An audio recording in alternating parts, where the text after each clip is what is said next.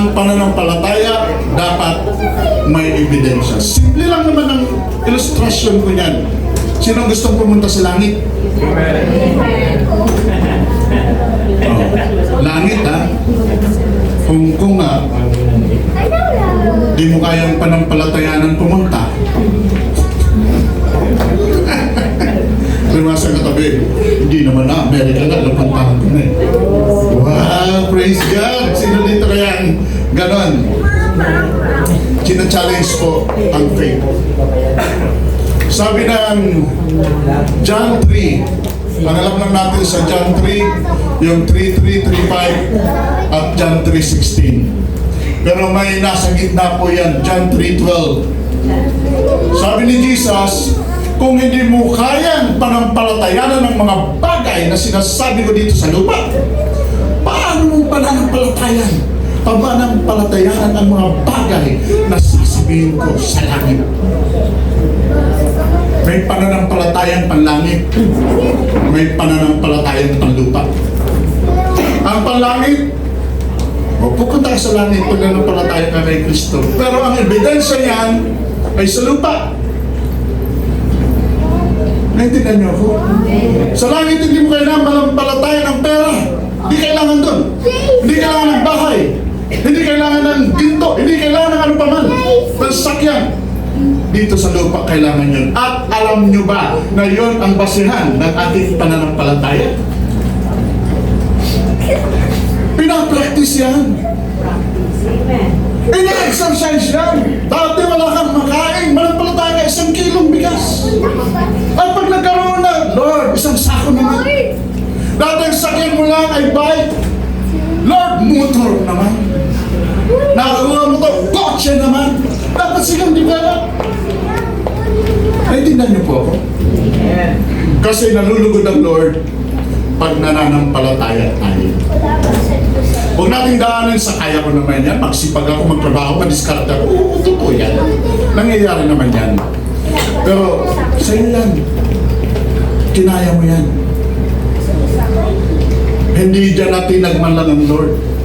Ang gusto ni Lord yung siya ang nakakagalaw, ang natitinag. Kasi may pananampalataya. Lord, hindi ko kaya tulad ng pananampalataya ni Minister Chris.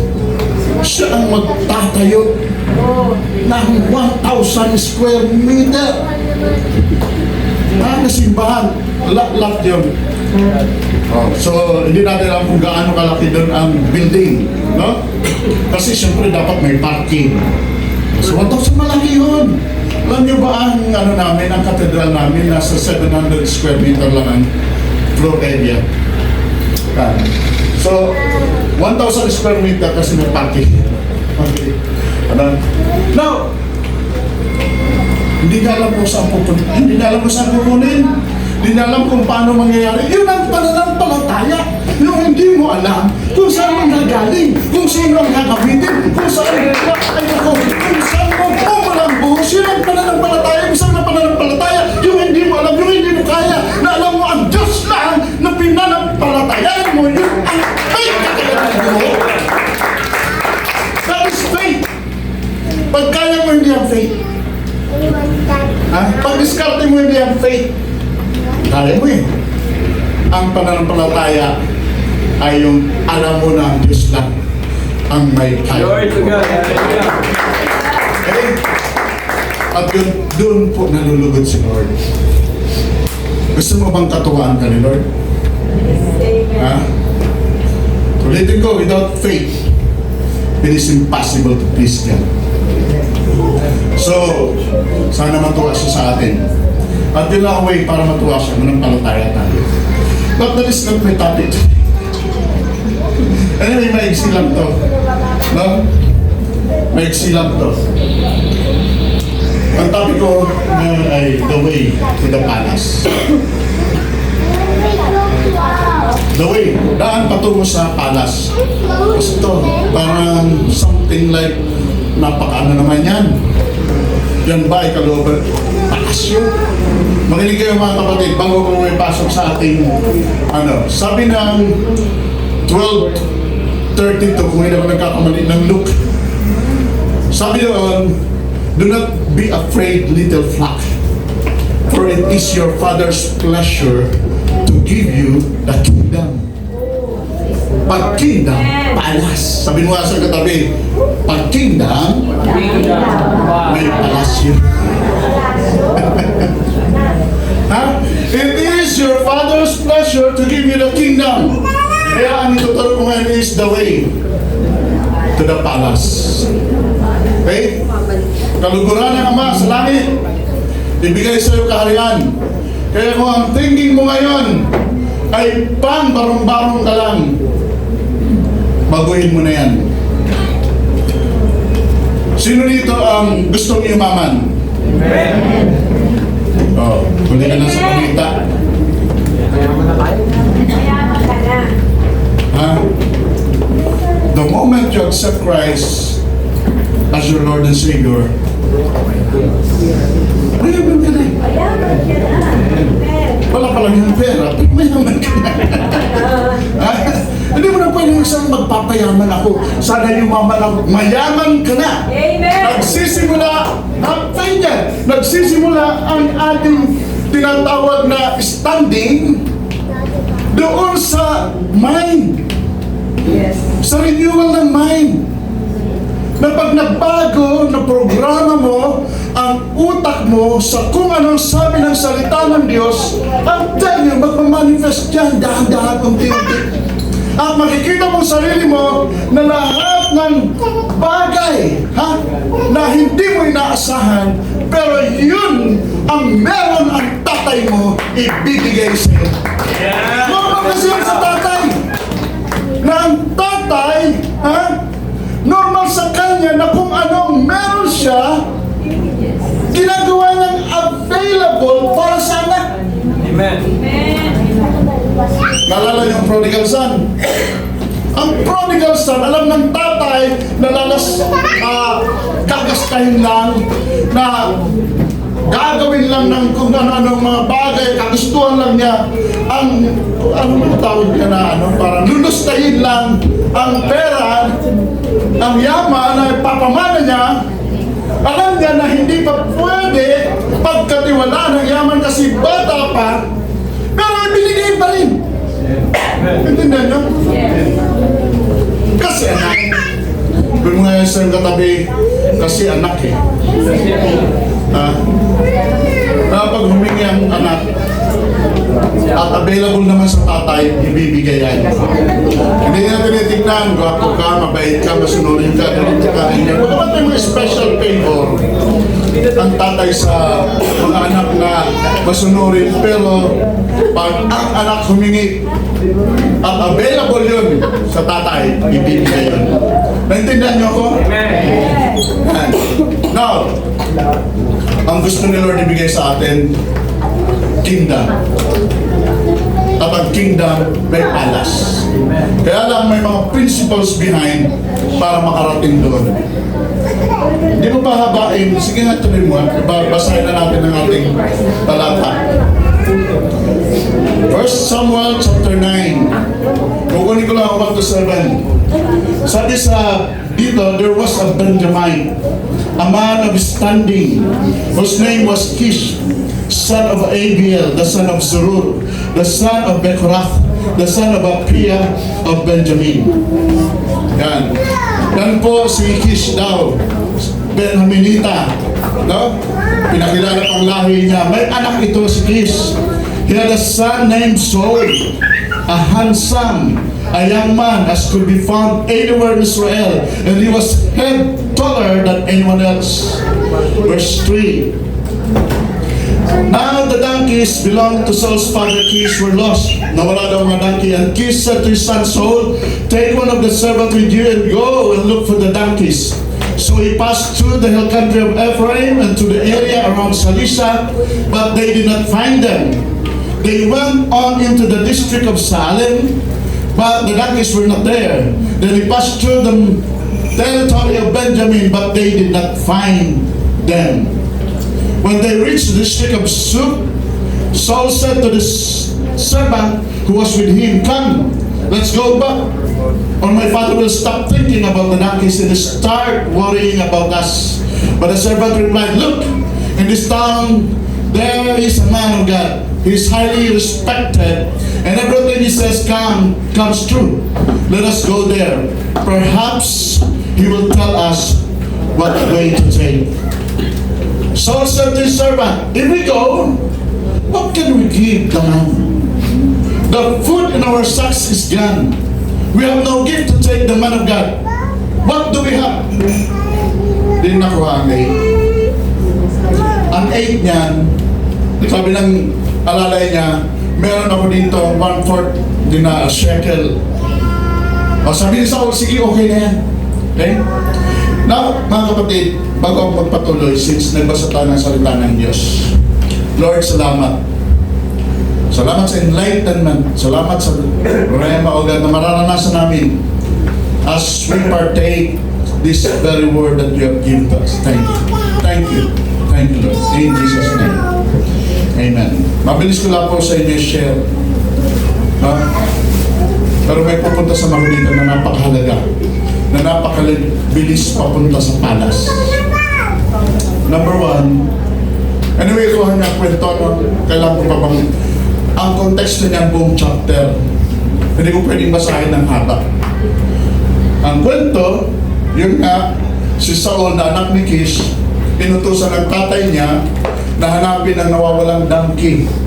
So hanap-hanap, di nila makuha, 3 days na. Kaya nagkalala, sabi ni Saul, uwi na tayo. Hindi natin makita eh.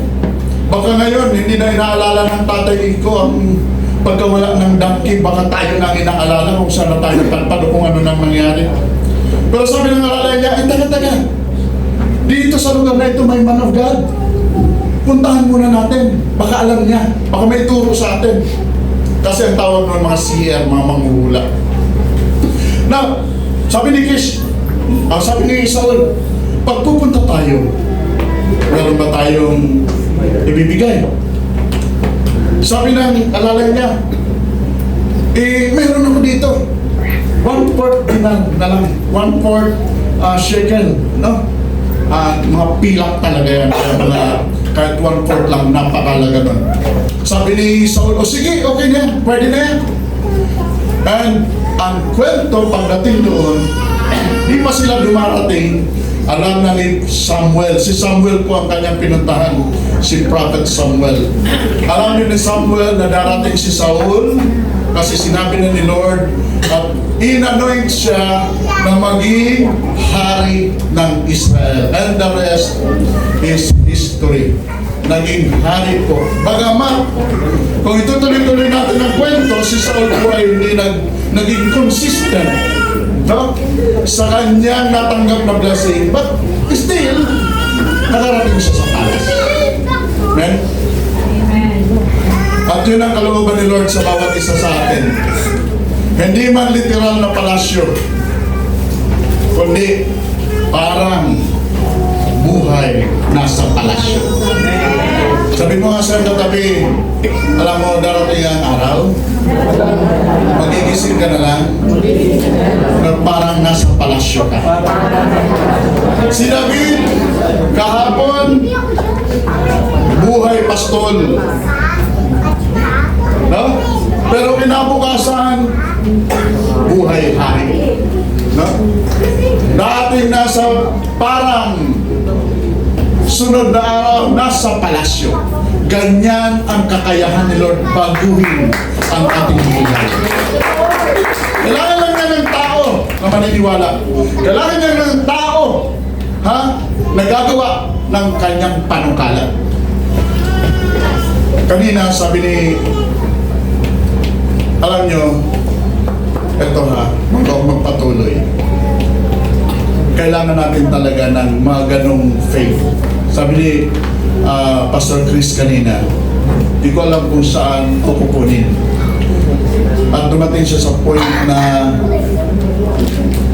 alam nyo, may mga kwento noon na kailangan niya mag-empty. No? Kailangan niya mag-empty. Ibig sabihin magpakawala. Para nang sa gayon, may puno. Makinig kayo.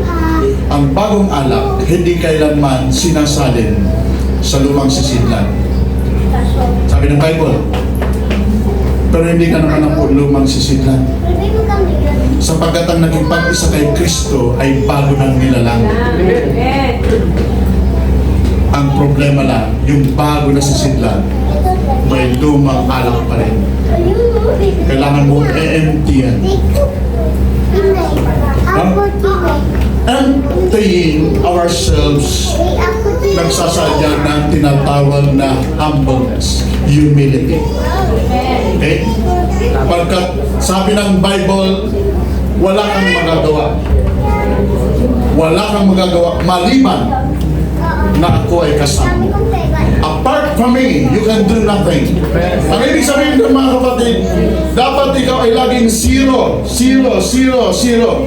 Hindi ka dapat mag-positive kailanman kasi ang kuryente. Ha?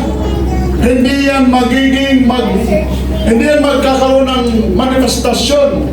Mapapaandar ang mga kung ano man, kung walang ground, walang negative. Dito sa atin, 110, 110. Pero sa ibang lugar talagang 220. Isa lang ang may power.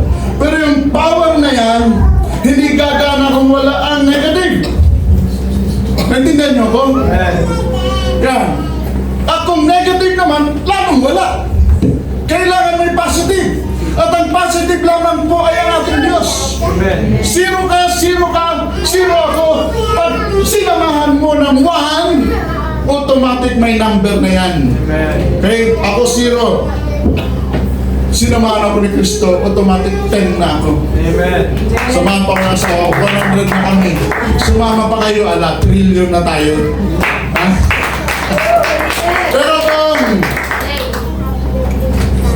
tingin mo meron ka, hindi sasama ang 1. Kasi meron ka. Akala mo may karga. Kaya empty yourself.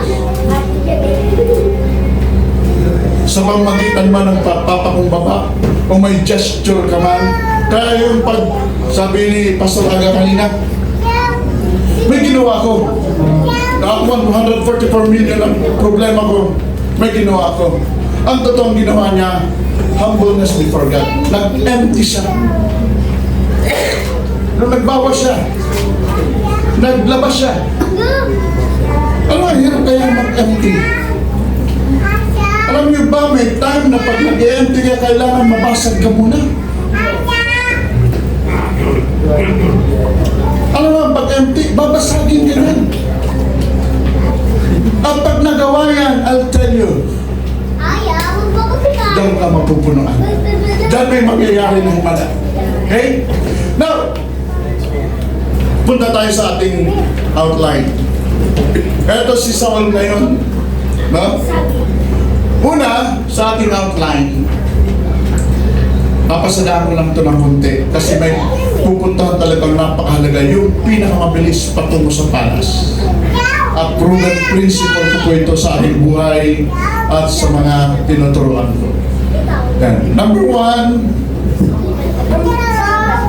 you must have a good quality. Hindi ako gaano mag-stay dyan. Si Saul kasi sabi doon sa Bible, sa verse 2, si Saul daw ay, ano ba nakalagay doon? Pakilagay mo ha? He has, yan, verse 2. Yung verse 2.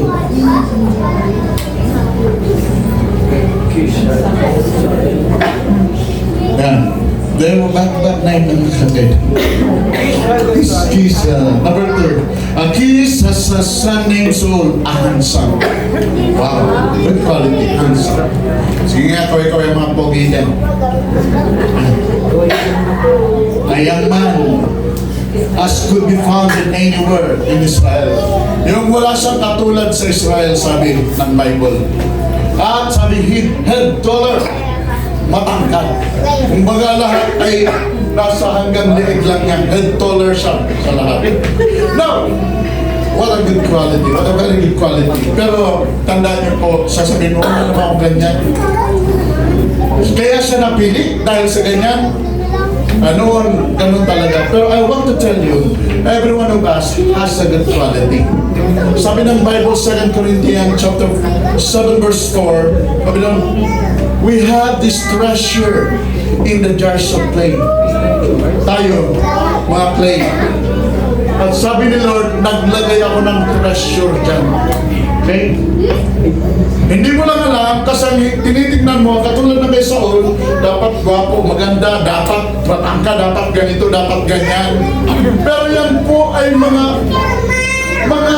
shadow lang na quality talaga na gusto ni Lord o nakikita ni Lord sa bawat isa sa atin. The fact that you are here, sa katunayan na narito ka, may nakita sa iyo si Lord na kapaki-pakinabang sa Kanya. Okay? You have a good quality. What is that? Huwag na natin pag-usapan. Okay? It's either maaaring yan ay sige nga tuloy mo. Yung mga ABC. Yan. Ito ba yun? Wala sa amin ito eh. Impressive, sabi doon. No? Dapat impressive ang faith natin. Without equal. Dapat mag-excel tayo sa talent. Dapat dito sa base, walang makakagaya kay Alvin pag laro. Okay? Baka magkaya niyang ituro. At maaari may mas gumaling sa kanya, pero sa panahon mo dapat without equal. And head taller, kapag lagi kang angat, agresibo. Yan ang gusto ko sa faith ni Pastor Chris, agresibo. Tayo magtatayo ng building. Diyos ko, yan, sa iba. Grabe naman yan, ano na yan. Pero agresibo eh. Alam niyo ba, si Zacchaeus, kaya siya napansin ni Lord, dahil nung hindi niya nakikita si Jesus, ang ginawa niya, sabi doon, tumakbo siya, nagpatiuna siya. Inunahan niya yung mga tao siya, nag-aabang sila. Pero siya umuna na doon sa dadaanan ni Jesus. Umakyat pa! So si Kumuro. Okay? Kaya dapat lagi kang ahead. Lagi kang advance. Yun ang gusto ni Lord ng mga pananampalataya, ng mga qualities na meron tayo. As I've said, hindi ako mag-stay dyan. Tuloy mo. Verse 2. Oh, number 2. Paano ba ito? Oh, huwag na ako. Okay. Having concern about the lost. Sa verse 5, ang sabi doon, sabi ni Saul, balik na tayo. Hindi yung lost donkey, ha? But of course, may concern, kailangan nila hinanap eh. Pero mas concern si Saul na sila na ang nawawala. Kapatid, tingnan mo nga yung katabi. Kung concern pa yan na siya ay nalalayo kay Lord. Baliwala, mas gusto pa niya eh. Wala lang. Sabi ni Saul, ay, balik na tayo. Kasi, baka ngayon ang inaalala ng ama natin, ng ama ko, hindi na yung mga dangki, kundi baka ako na inaalala, tayo na inaalala. Ha? Nag-aalala siya, nung may nag-aalala sa kanya. Alam niyo ba, makinig kayo mga kapatid, nag-aalala ang inyong mga pastor sa inyong kalalagayan. Pag hindi kayo nakikita sa church, nag-aalala siya, saan kaya itong kapatid na ito? Ano na kaya ang nangyayari sa kapatid na ito? Still naglalagablag pa rin ba kaya ang pananampalataya niya? Na kay Kristo pa rin ba siya? Baka, hindi ko alam, baka wala na.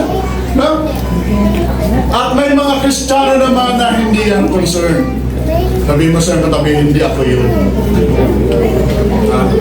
Alam mo yung lagi kang parang grounded na nalalayo ka kay Lord. Eh kung ikaw mismo sa buhay mo grounded ka, na ayaw mong mawalay, lalo na sa mga iba, di nag-aalala ka sa kanila. Dapat sila rin, madala ko rin kay Lord.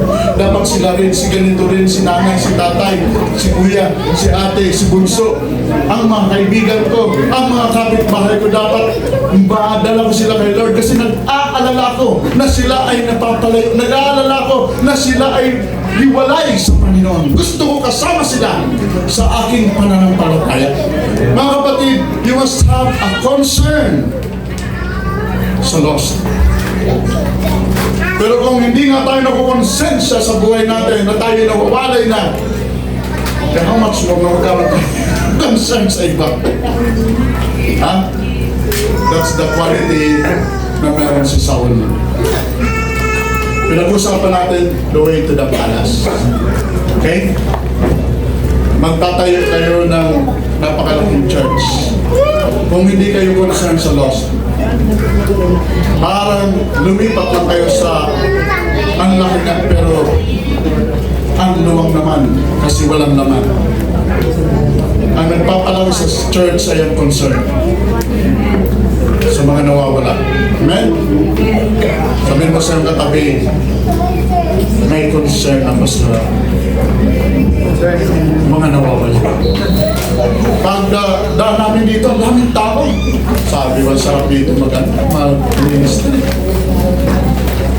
Uupagan namin dyan sa Kyoto kung may pakambila naman. Kami po nasa mall. No? Umuupa kami. Para lang talaga ma-cater ang napakaraming tao na nawawala nila. Okay? Because concerned po kami dyan. Concerned po kami dyan. Sabi ni Lord kay Cain, where's your brother Abel? Saan kapatid mo? Sabi ni Cain, sana walang Cain dito ah. Sabi ni Cain, nakapag-alaga ba ang kapatid ko? Ala sila sa buhay nila. Okay? Amen? Praise the Lord. Nandiyan pa ba kayo? Amen. Dito na sa pangatlo.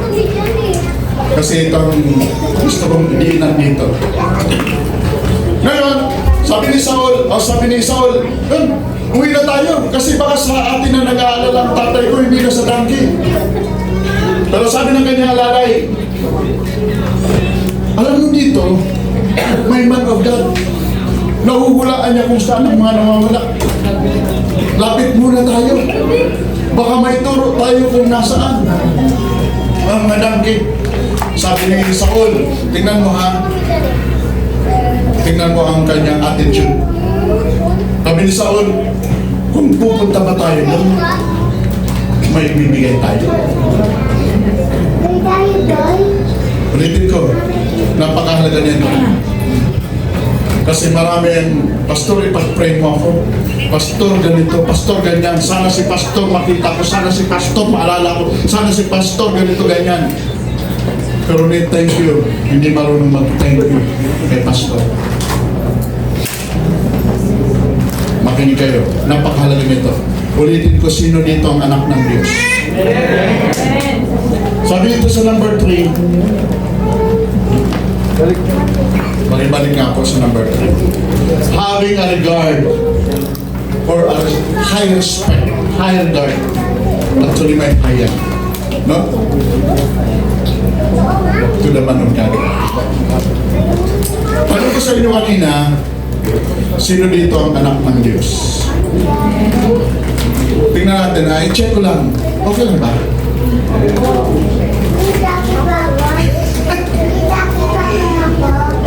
No offense naman to. Sabi ng John 1:12, to as many as receive Him and believe in His name, He gave the right to become children of God. Okay? As many as receive Him. So, sino mang tumanggap sa Kanya at manalig sa Kanyang pangalan, sila ay binigyan niya ng karapatan na maging anak ng Diyos. John 1:12. Ulitin ko, sino dito ang anak ng Diyos? Tumanggap ka. Kay Kristo. Amen. Siyempre naman. Siyempre. Check ko nga.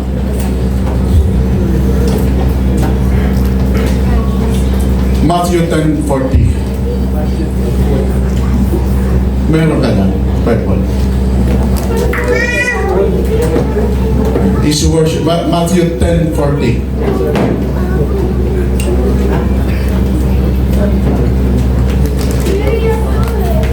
Kung tumanggap nga tayo kay Kristo. Anyway, huwag nyo nang sasagutin. Kayo lang ang nakakalam yan. Okay? Sabi sa Matthew 10:40, ganito na lang. Sino man ang tumanggap sa inyo, ang pinag-usapan natin, tanggap ha? Tanggap. Sino man tumanggap kay Kristo, bigyan sila ng karapatan na maging anak ng Diyos. At sabi naman ni Kristo, sino man tumanggap sa inyo, ang tinuturo niya mga disipulo niya, sino man tumanggap sa inyo, ako ang tinatanggap. Marami po kasi ang tumanggap sa Panginoon na ayaw tanggapin ng pastor.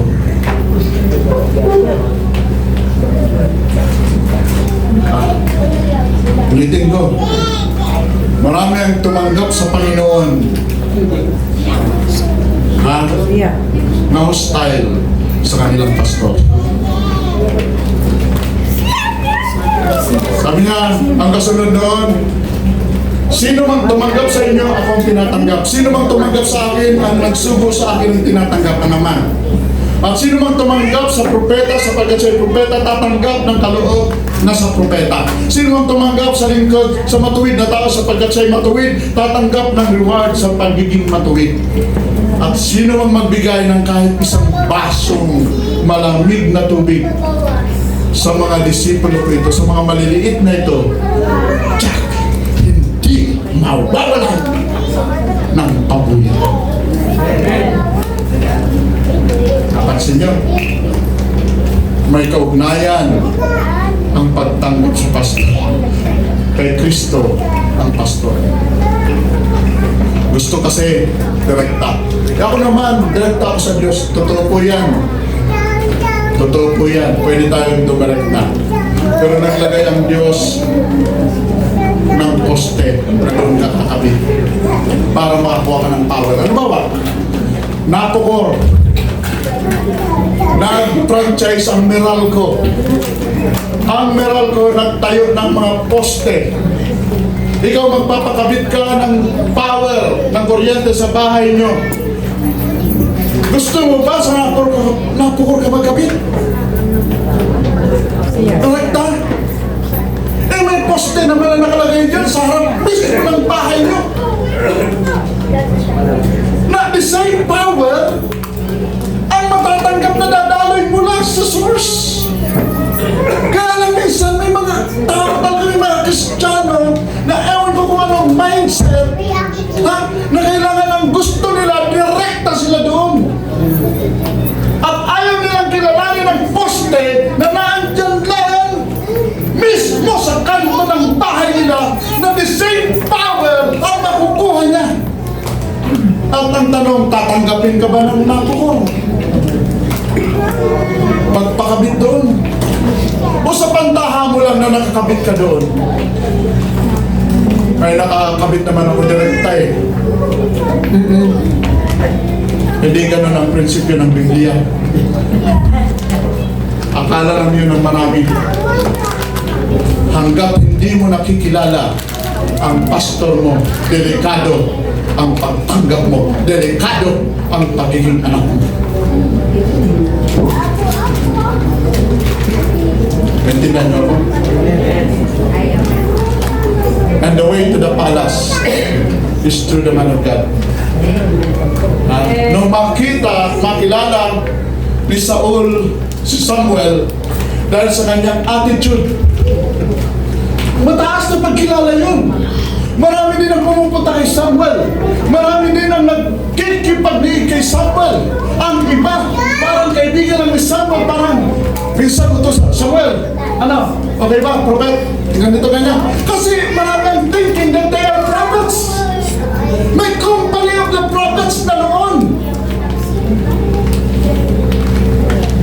May company of the prophets na noon. Isang halimbawa, sa 2 Kings chapter 4, may isang babae na lumapit kay Elisha. Sabi niya, Manunggad! Ha? Ang asawa ko, alam niyo naman, propeta. Ha? Propeta siya, pero namatay siya na ang daming utang baon. At ngayon, kinukuha ng pinagkautangan ng aking dalawang anak pambayad bilang maging alipin. Propeta yun. Bakit baon sa utang? At bakit dalawa pa niyang anak ang pambayad? Ang dahilan, ha? Hindi niya nakita, hindi niya nakilala ang kung paano ang pagkilala na meron ng asawa niya. Pansinin niyo, nung mamatay siya, saan pumunta yung asawa niyang balo? Kay Elisha. Si Elisha lang pala ang solusyon sa katakot-takot na pagkabawi niya sa utang. Pero bakit itong propeta na namatay, hindi niya makilala? Kasi ang thinking niya, direkta din siya. Naintindihan niyo ako? Ang thinking niya, bakit? Ligo din naman ako ng Diyos. Si Elisha, parehas lang kami. Tuloy siya baon sa utang, anak niya pambayad utang. Pero, nung namatay siya, ganun lang palang solusyon. Ang babae, lumapit lang sa propeta. Kay Elisha, solve ang problema. Di ba sabi ni Elisha, o anong nagagawa ko? Ano may tutulong ko? Ang anak ko kasi ganito ganyan. O sagot ni Elisha, o anong meron sa bahay niyo? Doon na po nagkakatalo. Kasi ang sagot ng babae, sabi niya, wala ang mindset. Okay? Alam niyo, ang motor, ang makina, hindi aandar kung walang contact point. Tandaan niyo yan. Kahit may gas yan, kahit may yan yan. Ngayon CDI na yata. Pero naman talagang contact point. O nagtanong si Elisha, anong meron sa inyo? Sabi niya, wala. Pero may nakakata, ay, kunting langis pala. O sige, sabi ni Elisha, sige. Manghiram ka ng mga lalagyan. Ha? Mga bote, mga garpon, mga kung ano. Sige, at pagkulong ka sa kwarto at punuin nyo. Ibuhos nyo, ibuhos. Hanggang mapuno. Naubos na ang mga hiniram nila. Malapit naman siya sa propeta. Uy, okay na po, nagawa na namin, puno na, wala nang paglagyan. O sabi ang sabi ng propeta, bayaran nyo na ang mga utang nyo. At ang natira, ikabubuhay nyo na yan. Mabuhay nyo yan. Ibig sabihin, sobra-sobra. Ibig sabihin, kung kailangan pag-aralin ng mga anak, napag-aral yun. Dahil sa sobra. Now, dahil ikaw ay mayaman, mayaman ka ba talaga? Oo! May duda. Ha? Mayaman ka. Yes, amen. Hindi mo palang hawak. Ngayon makahawakan mo na. Okay? Bakit? Bakit? Kasi may significance ang buhay mo. Ipapaggamit mo kasi yan kay Lord. Sa pamamagitan na, alam niyo ba ang pastor niyo wala nang ginawa kundi ang gawin ng kalooban ng Diyos. Maraming mga pastor ngayon, no? Na kailangan nilang mag-tricycle, kailangan nilang ma-scam kasi sasali sa mga networking, kailangan nilang magtrabaho, kailangan nilang magganito, kailangan magganyan, kailangan magganon dahil may pamilya. Alam niyo ba na kaya hindi umaangat ang buhay ng mga Kristiyano? Kasi ang pastor nila ibinababa ang tungkod. Naalala niyo si Moses sa chapter 17 ng Exodus? Si Joshua, siyang nakikipaglaban sa giyera. Nagtatagumpay si Joshua pag si Moses nakataas ang kamay. Kaya lang napapagod si Moses, binababa. Nakatalo si Joshua. Alam niyo ba na kayo na mga nagdenegosyo, kayo na mga nagtatrabaho, kayo na mga nakikipaghamok sa mundo, kayo ang mga Joshua? magtatagumpay kayo pag ang pastor nyo hindi nakisali sa inyo sa laban. Ibig sabihin, hindi nakipaghamok sa mundo. Sabi ng Bible, chapter 6 ng Book of Acts, sabi ni Peter, hindi namin pwedeng iwanan ang ministry of the word and prayer para lang mag-serve sa table. Pero pag napagod yan, na pastor kasi may pakakainin siya ng mga anak, may pinagpag-aral na anak, kailangan niyang ibaba ang tungkod at magtrabaho din. Makisali, makipaghamok sa laban ng buhay. Anong mangyayari kay Joshua? Talunan. At hindi po yun magiging maganda sa inyo. Pero pag ang pastor nyo, laging nakataas lang ang kamay sa panalangin, sa pagbabasa, pag-aaral, pangangaral ng salita ng Diyos, hindi niya binababa dahil supply. Bakit? May Aaron, may Hur na nagtataas ng kanyang kamay. It may be provision, allowance, at na hindi ko pwede ibaba ito. Supply naman, may pagkain sa bahay, may pang-tuition ako, may pag-ganito. Bakit ko kailangan ibaba ito? No? Hindi ko kailangan mag-negosyo, hindi ko kailangan mag-ganito, hindi ko kailangan mag-ganyan. Noon ginawa ko yan lahat. Puro kabiguan lang inabot ko sa buhay ko. Nag-networking, nag-ganito, nag-abroad, nag-negosyo, puro palpak. Pero nung tayuan ko ang pagiging pastor, itinaas ko ang kamay ko. Bahala kayo dyan. Lumaban kayo. Joshua, ako bahala dito kay Lord. Puro tagumpay ang inaabot nila. Naintindihan niyo ako? That's the principle of the Bible. Okay? Huwag nating pababayaan. Kaya nga bubo sa December 10, may isang grupo, dalawang church, malaking church. Kinakausap ako na upuan namin ang kanilang mga businessman. Ituro ko ang ganito, tinuturo. Actually, subject ito eh. May binubuo akong libro na ang tawag ko ay Rose Sagwan. Ibig sabihin, Rose, Revolution of Wealth and Success. Kailangan agawin na. Alam niyo saan mapupunta yan? Nandiyan na yun. Nilantad na ni Lord ang mga pagnanakaw na ginagawa ng sa kabanang yaman. Pero saan ulit mapupunta yan sa magnanakaw ulit? Kung walang makikipag-agawan yan, walang tatayo para ang mga bagay na yan ay mailagay sa tamang kamay at magamit, especially sa karya ng Diyos. I'll tell you, mauwi na naman ulit yan sa another ng mga magnanakaw. Okay?